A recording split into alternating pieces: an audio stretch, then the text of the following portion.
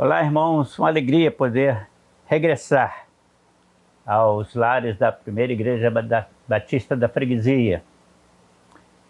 Recomendo aos irmãos que estejam usando suas máscaras nas reuniões, evitando aglomerações, e aqueles que já estiverem na idade tomarem a vacina. Tomem a vacina. Ela não dói, é de graça, aparentemente de graça, não é?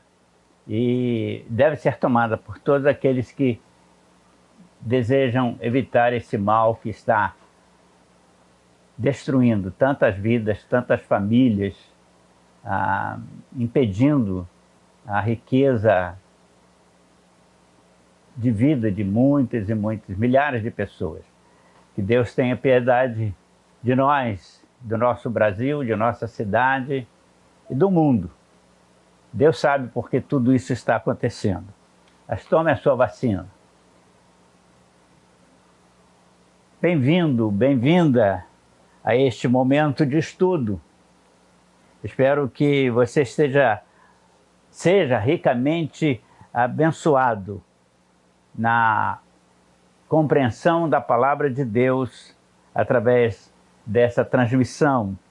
Que a graça, a paz, a alegria, o contentamento espiritual seja uma constante na sua vida e o abençoe. Eu gostaria, irmãos, de estar trazendo para vocês os avisos dessa oportunidade. Inicialmente, eu quero conclamar os irmãos e os amigos a seguir o nosso canal YouTube PIB Freguesia. Anuncie nossa transmissão aos seus amigos, aos seus familiares, aos seus colegas. Acesse nossas mídias pelo YouTube, WhatsApp e pelo Facebook. Esteja informado dos trabalhos da Primeira Igreja Batista da Freguesia, especialmente você que me ouve, que é membro de nossa igreja. Nossa escola bíblica dominical, irmãos, está acontecendo presencialmente todos os domingos a partir das 9 horas da manhã. Há necessidade de fazer a inscrição, faça a sua inscrição. A nossa ministra de Educação Religiosa está ministrando sobre a carta do apóstolo Paulo aos Gálatas. Estamos aí na 6ª lição. E a nossa Escola Bíblica Doutrinária online acontece todos os sábados, às 9 horas da manhã. Acesse, você que ainda não assistiu, e informe aos seus amigos se gostou. E você, irmão, que tem acompanhado, continue acompanhando. E você, irmão, que ainda não acompanhou, ou você que sabe, alguém que não está acompanhando os nossos estudos, muito enriquecedor. Comunique, anuncie, fale com seus irmãos, os membros da nossa igreja, para que acompanhem a Ana Cláudia nos seus estudos. O nosso culto presencial, irmãos, está acontecendo todo domingo às 10h30 da manhã. Logo depois da EBD, nós temos um intervalo aí para um cafezinho e começamos o nosso culto com transmissão ao vivo para aqueles irmãos que não conseguem alcançar a inscrição. Estamos limitando, estamos controlando o nosso público e alguns irmãos não estão conseguindo. Então, aqueles que conseguem, aliás, segunda, terça e mais tardar quarta-feira, você deve ter feito a sua inscrição para o culto dominical. E eu gostaria de pedir a você que se inscrever até quarta e, eventualmente, não puder vir, que comuniquem à igreja, a secretaria da igreja, até sexta-feira, para que a irmã secretária possa substituir o seu nome na listagem e assim não prejudicar alguns irmãos que estão na fila. Então, nosso culto presencial todo domingo, às 10h30. Está aumentando o número, a nossa galeria já está ficando cheia e nós já estamos pensando, irmãos, em iniciar o culto vespertino. Estamos aí fazendo estudos para ver se repetimos o culto da manhã ou se oferecemos um outro culto. Muito provavelmente vamos repetir o culto da manhã para atender aqueles que gostariam de estar presencialmente e não podem estar por causa das inscrições já superada no número permitido. Também quero anunciar para as Déboras, as irmãs, mães que gostam de ficar de joelhos para que os filhos permaneçam de pé. Toda quarta-feira, a partir das 16, entre 16 e 17 horas, temos aqui o nosso encontro das Déboras. Você que é mãe, venha para orar com as irmãs. Irmãos, momento de oração, você que conhece aí pessoas próximas que estão enfermas, pare tudo que está fazendo, peça à família para parar também, e nesse instante, ore comigo, para que possamos interceder junto ao trono da graça por esses queridos, alguns que eu não conheço, alguns que eu não sei o nome, não tenho informação. Tenho informação aqui do Rogério Salles, irmão da irmã Rita Salles. Ele está com Covid e a irmã Rita, está apreensiva, pedindo as orações dos irmãos, não somente por ele, mas por toda a família dele, especialmente para que essa família possa, aqueles que ainda não fizeram, possam receber Jesus como Senhor e Salvador. Continuemos orando em favor do irmão Marcos, pastor Marcos. Ele, na semana passada, perdeu 2 queridos bem próximos, um tio e no dia seguinte a mãe.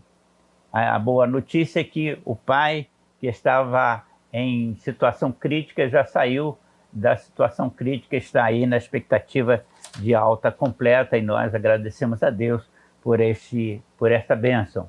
Continuemos orando também, irmãos, pelo Brasil Batista e pelo Batista Carioca, pelas igrejas batistas da nossa convenção carioca.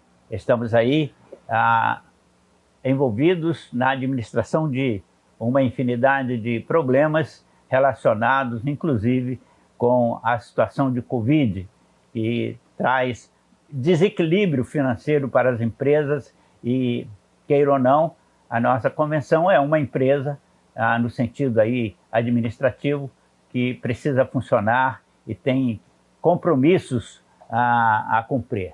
Oremos, portanto, pela Convenção Batista Carioca, pelas igrejas da Convenção Batista Carioca, muitas igrejas, irmãos, muitas igrejas, passando dificuldades nesse instante. Oremos por esses queridos. Oremos ao Senhor. Pai, te agradecemos por esse dia, pelo privilégio deste encontro ao meio da semana, e o privilégio que temos, ó Pai, de, através deste canal, acessar as famílias de nossa igreja com a Tua palavra.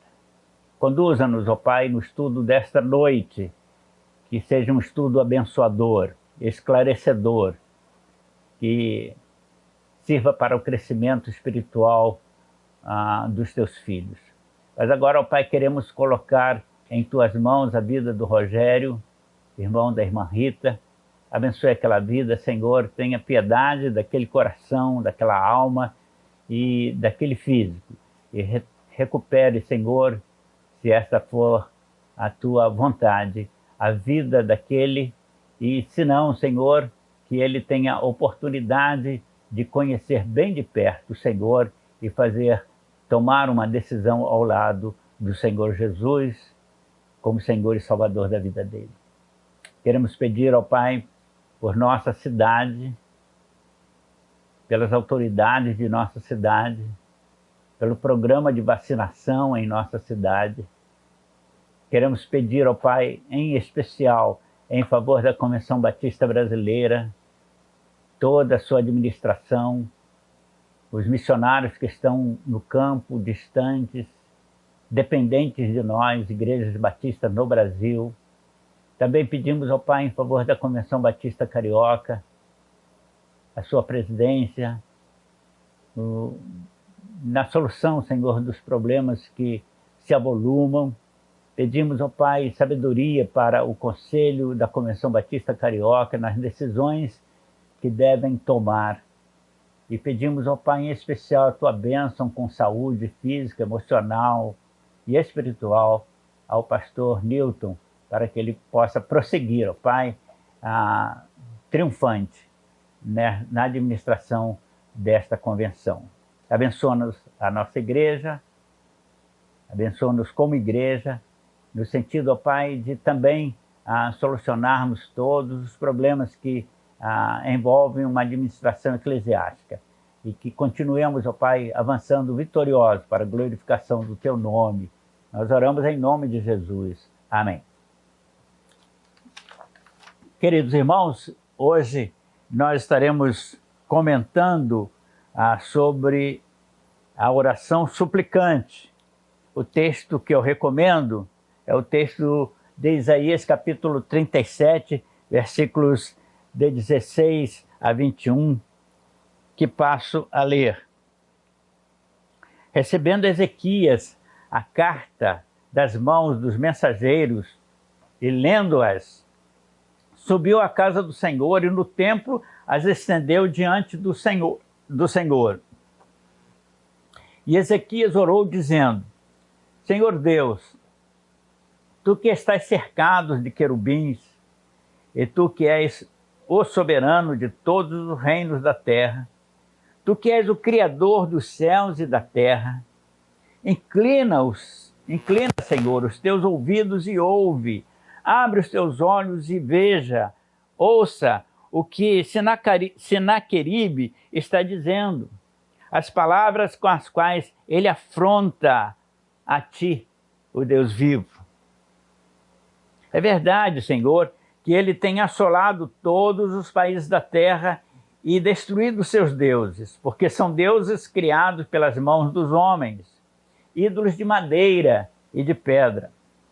Livra-nos, Senhor, livra-nos das mãos de Senaqueribe, para que todas as nações da terra saibam e reconheçam que só Tu, Senhor, é Deus.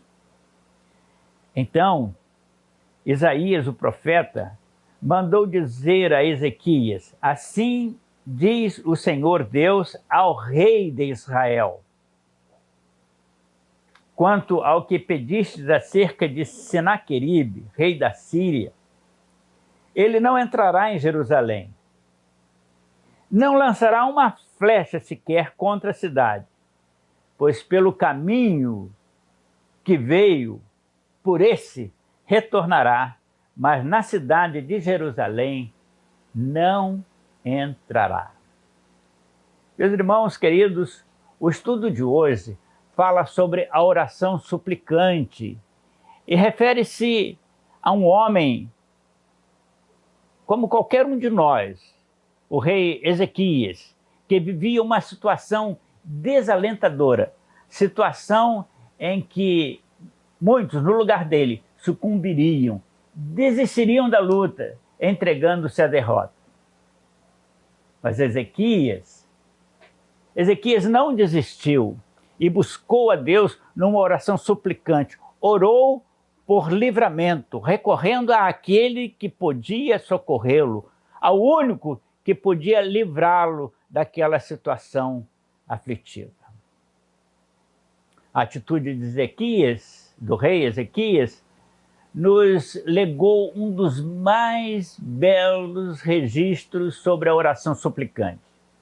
Ezequias nos mostra como o crente deve agir em situação de aflição, em situação de desespero, recorrendo à oração suplicante. Oração que é feita em momentos difíceis e humanamente intransponíveis. Era o ano 705 a.C., ano tenebroso, angustiante para o povo de Deus em Jerusalém. Senaqueribe, filho de Sargão, havia se tornado um sanguinário e poderoso conquistador que ameaçava as nações de todo o mundo. E era implacável e mortalmente ferrenho nas suas ações. E agora avançava contra Jerusalém com planos para subjugá-la.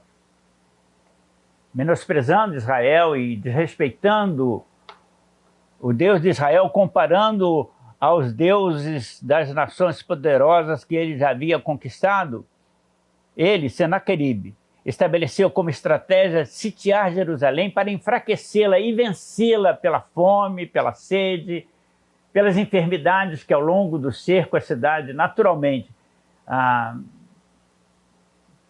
provocaria, que o cerco naturalmente provocaria a cidade, e a cidade sofreria.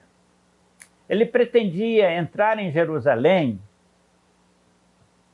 sem que seu exército sequer se envolvesse em uma batalha, em um combate.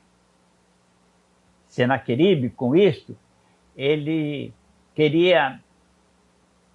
estava menosprezando, estava desfazendo do poderio de Israel, das condições de Israel. Senaqueribe subjugava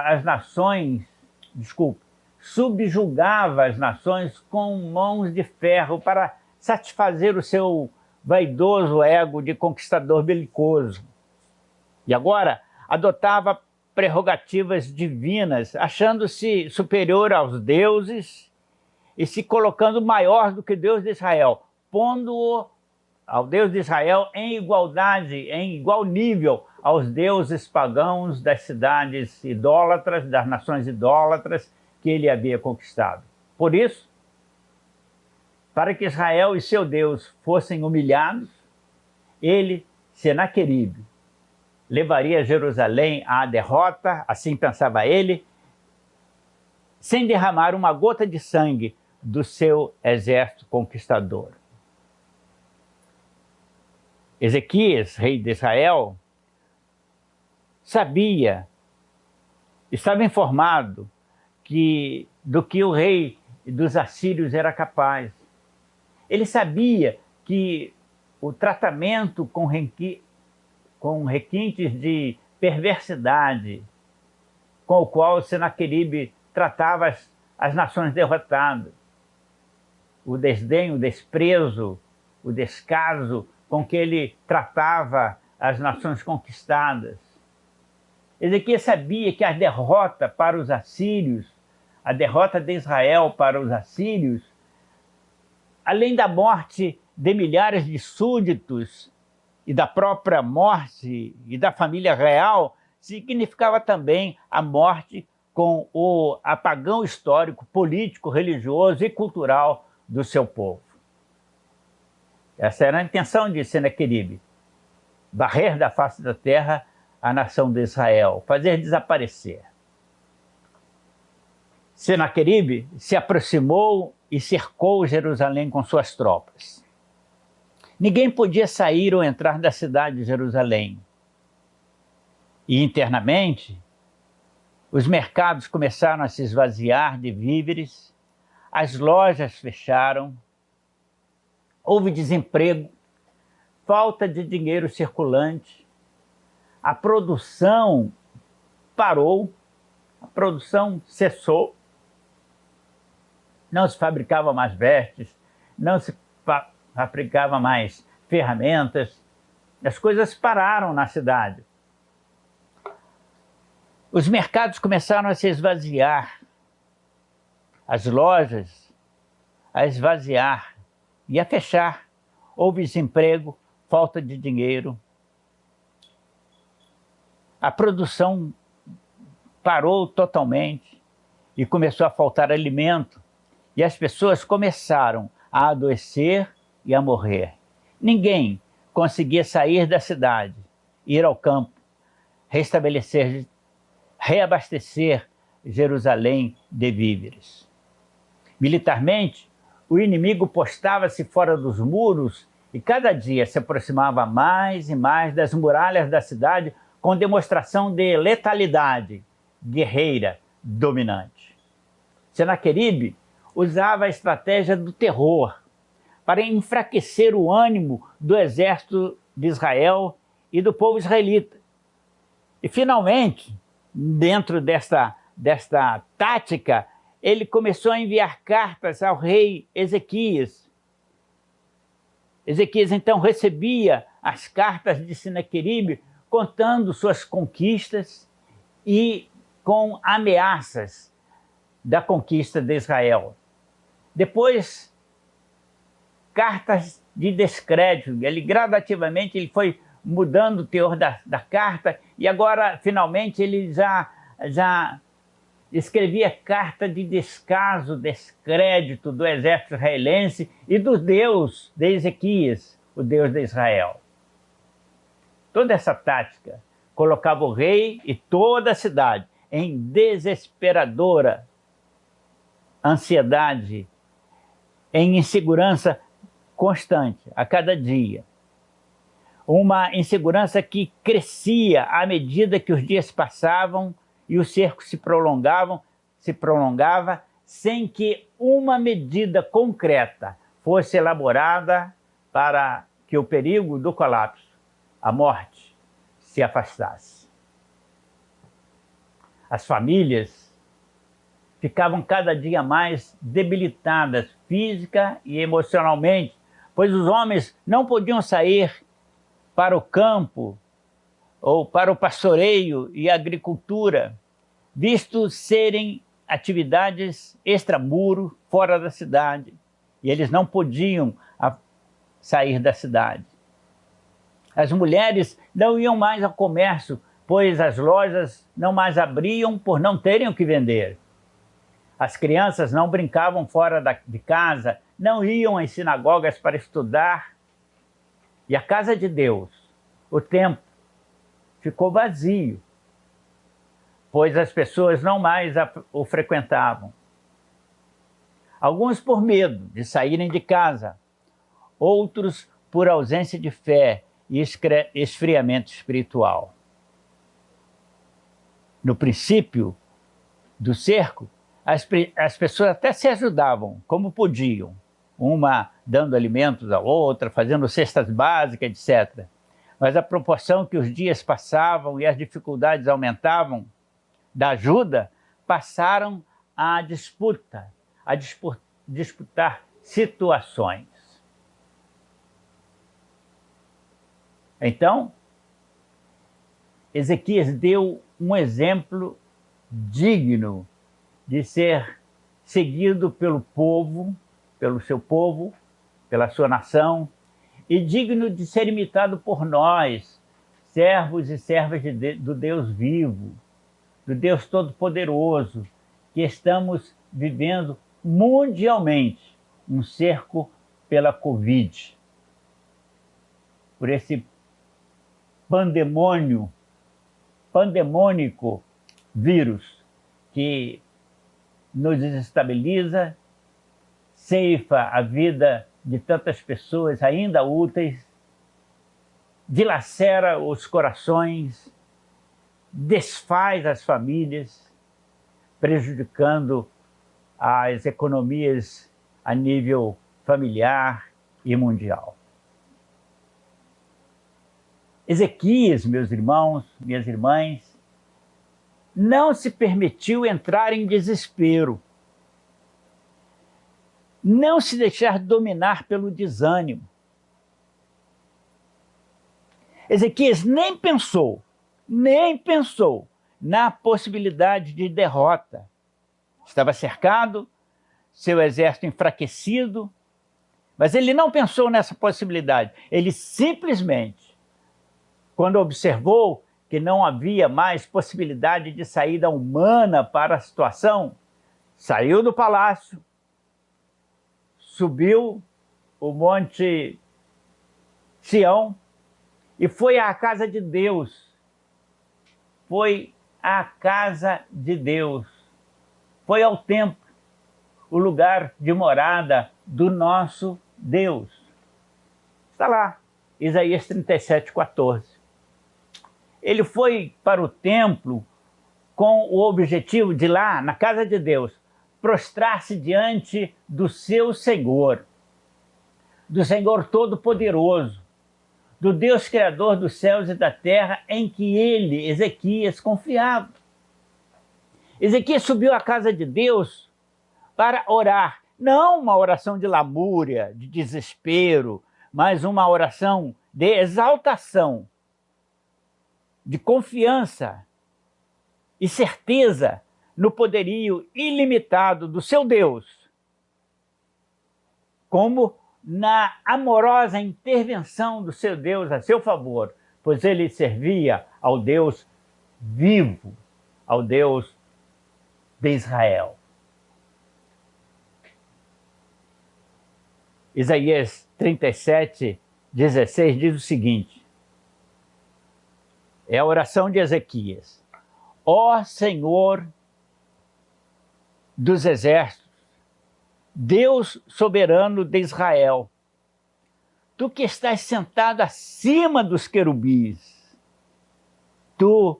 só tu és Deus, tu és o Deus de todos os reinos da terra, pois fostes o Criador dos céus e da terra.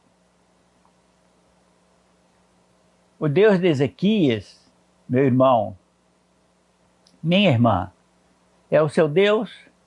O seu Deus é esse Criador de todas as coisas? O seu Deus é aquele que está acima dos querubins? Ezequias cria e confessava que Deus é maior do que todos os exércitos do mundo. Não era só maior do que o exército de Senaqueribe, não. Todos os exércitos do mundo. Pois ele, Deus, é o Senhor dos exércitos. É quem dá ordem, manda nos exércitos. Ezequias reconhecia que Deus tem domínio, que Deus tem o controle sobre tudo, sobre os Senaqueribes da vida, e eu acrescento, sobre os covides assoladores do século XXI. Amados, o nosso Deus é soberano. Ele não se condiciona a nada, não se submete a ninguém. Deus faz o que quer, como quer, quando quer e como quiser. Ele é o Criador de tudo e de todos e está acima de tudo o que existe, do mundo visível e invisível. Ele está acima dos seres espirituais, dos anjos, dos seres angélicos. Anjos que estão submissos às suas ordens e agem, e isso é bíblico, agem em favor daqueles que herdaram a salvação. Você é um salvo, você é uma salva, você é filha, você é filho de Deus. Leia então Hebreus 1:14. A promessa está lá. A afirmação está lá em seu favor. Por quê? Por que o desespero? Por que a ansiedade? Por que o medo? Queridos e queridas, irmãos e irmãs em Cristo o Senhor, não te desespere, mesmo que as circunstâncias pareçam totalmente diversas. A atitude de todo crente, e essa deve ser a sua atitude, deve ser sempre a de reconhecer a grandeza de Deus.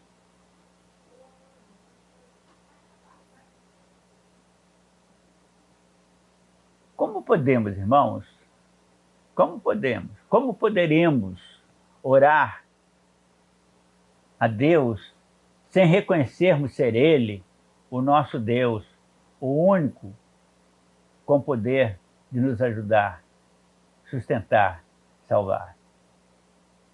Como podemos orar a Ele se não o reconhecermos como o único que pode nos salvar? Então, na sua oração, por mais simples que ela seja, ore com a certeza de que Deus está ouvindo você, porque você é filho, você é filha, e que Ele vai responder a sua oração. Ezequias tinha plena confiança no fato de ser Deus, o único e verdadeiro Deus. Ele tinha absoluta certeza de que o Deus de Israel era o único capaz de livrá-lo da opressora mão de Senaqueribe, mesmo que isso parecesse, aos olhos humanos, uma coisa impossível de acontecer. Os deuses a que Senaqueribe se referia nas cartas, e aos quais dizia ter derrotado, não era como Deus de Israel, pois aqueles eram deuses de ficção, feitos por mãos humanas, frutos da invencionice humana, deuses ídolos de pedra e pau, que não podiam ver, ouvir orações e dar soluções.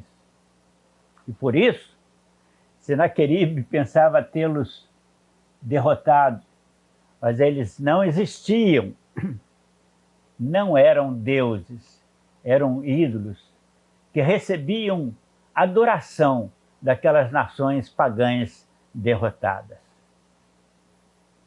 A oração de Senaqueribe, rei de Israel, a oração de Ezequias, rei de Israel, foi por livramento. Senaqueribe era uma ameaça real, um perigo que circundava Jerusalém. E a cidade sentia seus efeitos. Não era um perigo fictício. Senaqueribe era uma real ameaça de morte para Jerusalém. E ele podia aniquilar, Senaqueribe podia aniquilar o reino e tomar o bastão das mãos de Ezequias. Senaqueribe podia, num contexto militar, bélico, podia realmente fazer desaparecer a nação de Israel. Mas Senaqueribe não sabia que o Deus de Israel era o Deus de verdade. E é por isso que Senaqueribe, confiando no poder bélico dele, na estratégia militar dele, afrontava o Deus de Israel.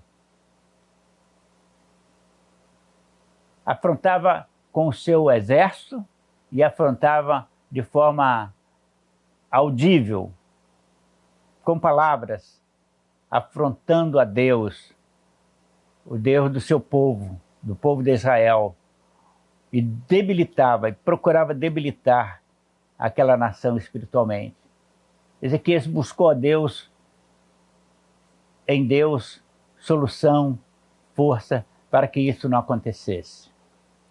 A oração do rei, então, foi para que o Senhor livrasse Jerusalém da funesta ação daquele que estava zombando de Deus, comparando-o com ídolos e minando a confiança no Deus de Israel. A resposta de Deus foi a de que Jerusalém seria a cidade que imporia derrota a Senaqueribe. O monarca ímpio e vaidoso seria quebrado diante dos seus olhos, dos olhos de Ezequias, e diante dos olhos das demais nações. Senaqueribe seria quebrado diante de uma pequena, visivelmente pequena cidade ante o poderio daquele exército. Uma insignificante cidade, debilitada, mas que tinha um Deus poderoso. Em Isaías 37, 22 a 35, nós temos a resposta do Senhor. Essa é a palavra que o Senhor falou a respeito de Senaqueribe. A cidade de Sião te despreza, a cidade zomba de ti. Jerusalém Maneia a cabeça quando me afrontas e diz: contra quem alçastes a voz? Contra quem olhastes altivamente? Contra o Deus, o Santo de Israel.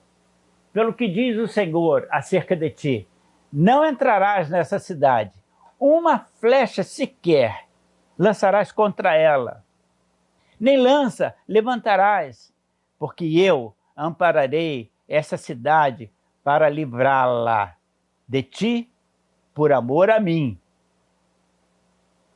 Pelo caminho por onde viestes, voltareis, e nesta cidade não entrareis. Senaqueribe não conhecia o Deus de Israel, o Deus daqueles que servem ao Criador. Ele não conhecia o nosso Deus. Se tivesse conhecido, não se aventuraria a ameaçar Jerusalém e a blasfemar contra o Deus de Israel. Deus confrontou Senaqueribe com seus erros e o julgou por seus erros e o puniu.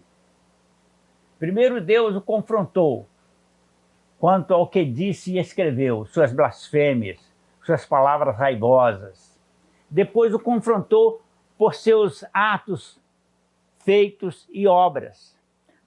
Irmãos, irmãs, todas as palavras ditas ou escritas no Zap, no Facebook, nas mídias,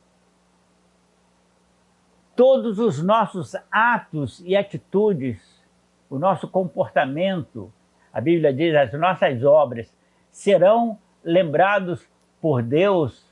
Deus nos trará a lembrança no dia do juízo. E muitos perecerão pelo que disseram ou por seus atos, se eles não tiverem sido perdoados através de Jesus. Ezequias teve a atitude acertada naquele momento de crise política social. E eu acrescentaria política, social, econômica, uma ameaça grave à integridade física do seu reino. Naquele momento, ele só confiou em Deus. Só confiou em Deus. Ele não tinha mais em quem confiar. Seus generais. Não havia estratégia possível contra o exército que estava cercando Jerusalém. Ele estava vivendo um momento muito difícil. E ele só confiou em Deus. Qual é o problema que você está vivendo? Qual é a situação que você está vivendo? Talvez eu esteja falando a pessoas que estão com o coração angustiado, atormentado, desesperado, seja qual for o problema que você está vivenciando. Talvez eu esteja falando para irmãos, talvez eu esteja sendo ouvido por colegas que estão aí atravessando situações difíceis com as suas igrejas. Confie em Deus. Ezequias só confiou em Deus. Naquele momento, diante daquela crise, ele só confiou em Deus. Irmãos, há momentos, e o mundo, o Brasil, passa por um desses, em que as nossas forças nada conseguem, nada podem contra os obstáculos que nos parecem intransponíveis, gigantescos, insuportáveis. É nesse momento que tem lugar a oração suplicante. A oração de súplica é a oração do crente em situação de perigo, em situação delicada. É a oração do crente em situação de angustiante risco.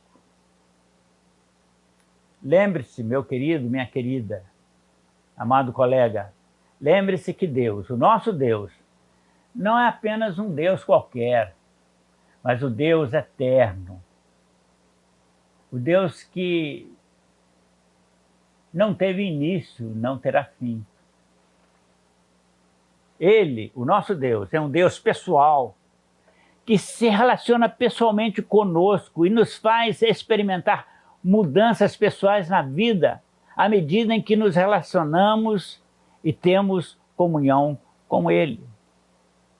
Ele é um Deus atento às nossas orações, se somos seus filhos, e nos responde no momento certo. Ele pode até parecer que está demorando a nos responder, mas o momento da resposta às nossas orações sempre acontecem, cabendo a Ele decidir quando e como responder. A nós, meu querido, minha querida, a nós cabe única e exclusivamente orar, orar suplicante e aguardar confiante.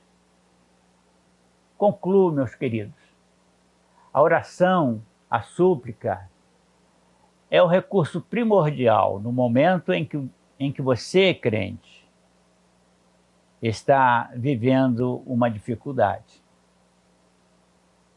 Mas preste atenção a isso. A oração não é apenas proferir palavras de efeitos oratórios, numa tentativa de persuadir Deus, para que Ele possa atender rápida e prontamente, como você quer, a sua oração. Não, senhores. Orar é expor o seu íntimo, É falar com Deus, é se comunicar com sinceridade, sem cera, sem máscara. Falar com Deus dessa forma, com sinceridade.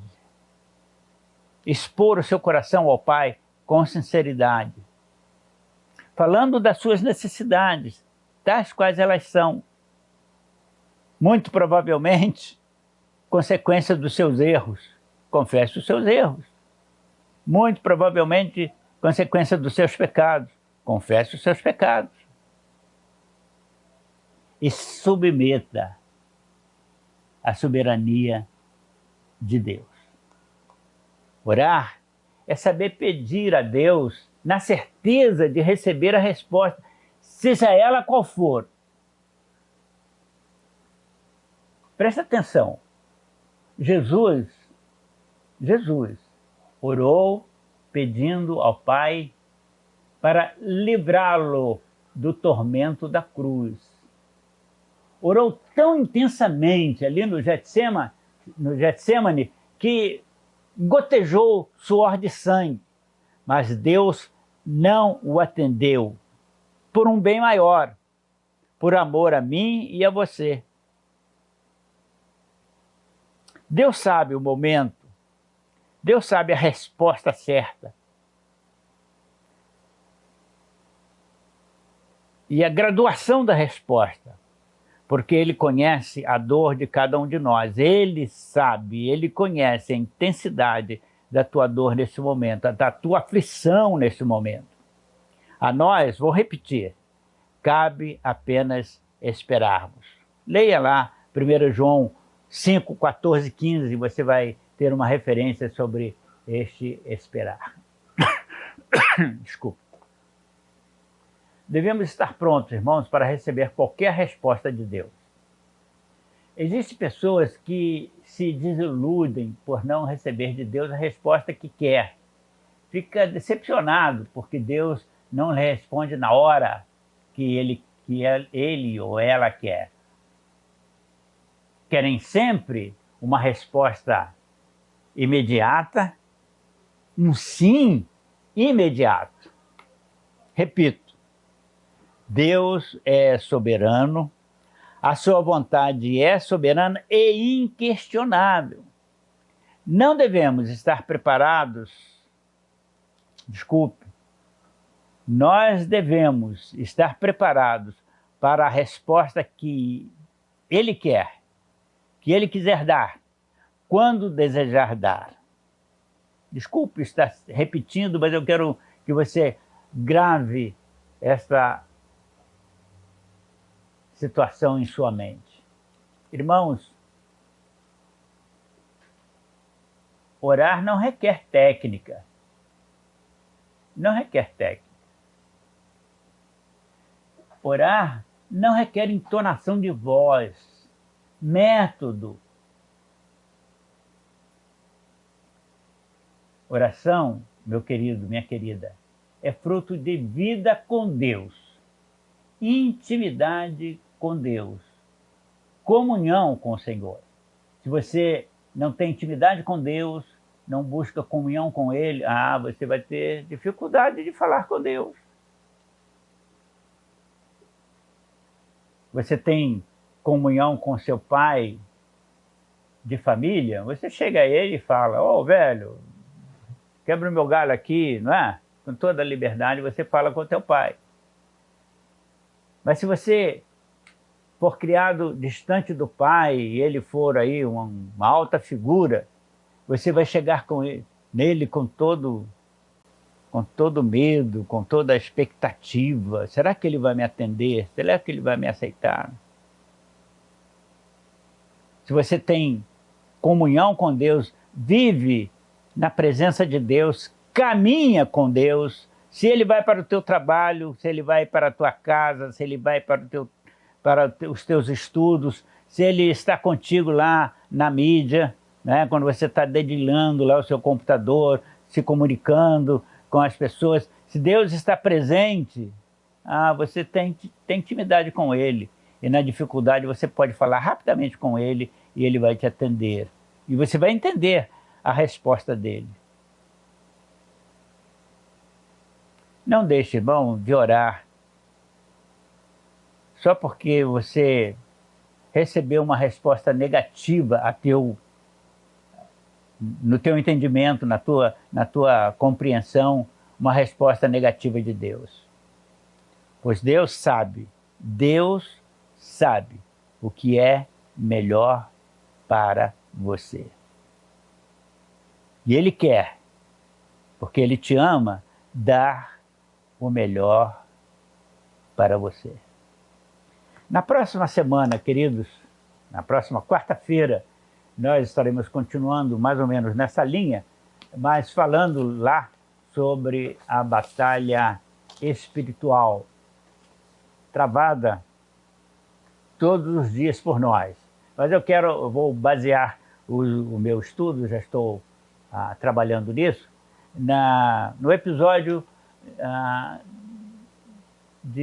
que está registrado em 1 Reis, capítulo 18, a partir do versículo 20 ao, se não me engano, 46, por aí. Leia todo o texto, todo o histórico, muito interessante. E eu vou falar sobre a batalha espiritual e a experiência do profeta Elias naquele episódio. Oremos ao Senhor. Pai querido, eu desejo do fundo do meu coração que o sermão desta noite, o estudo aqui apresentado, possa abençoar vidas, enriquecer vidas e auxiliar irmãos e irmãs na relação contigo através desse canal, o canal da oração. Especialmente, ó Pai, nesses dias de angústia para o mundo, para o Brasil e para a nossa cidade. Quando as pessoas estão angustiadas pela enfermidade que graça no mundo, estão angustiadas por estarem desempregadas, estão angustiadas por tanta violência, tantas coisas que estão acontecendo ao nosso redor. Dê aos teus filhos, ó Pai, segurança na relação contigo e a certeza de que o Senhor está observando tudo e está atento à nossa voz e vendo e sentindo a nossa aflição.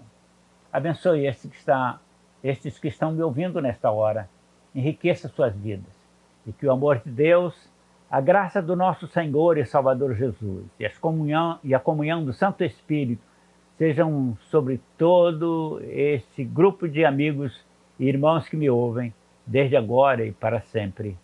Amém. Oi pessoal, o Panorama Bíblico de hoje vai falar do livro de Juízes. Juízes foi um livro escrito por Samuel, que foi o último juiz e primeiro profeta de Israel, e narra ali a história desses líderes espirituais e militares que foram levantados por Deus para conquistar o território, para expandir o território de Israel e também para libertá-los da dominação dos povos vizinhos. Ele vai falar da importância dessa união das tribos, para que esse território fosse conquistado e também para essa transição do modelo nômade e tribal de nação para o modelo monárquico que Israel passaria a adotar. Deus ele não queria apenas uma nação que ocupasse um território, mas também que fizesse diferença espiritual naquele lugar. Porém, a rebeldia, a desobediência, a infidelidade do povo foi a razão da sua derrota. Eles desobedeceram às ordenanças de Deus, os mandamentos, adoraram outros deuses, e com isso eles foram castigados pela sua idolatria, mas com um arrependimento sincero, eles conseguiram o perdão e o favor de Deus. Então, é um livro que nos traz essas lições e espero que abençoe a sua vida.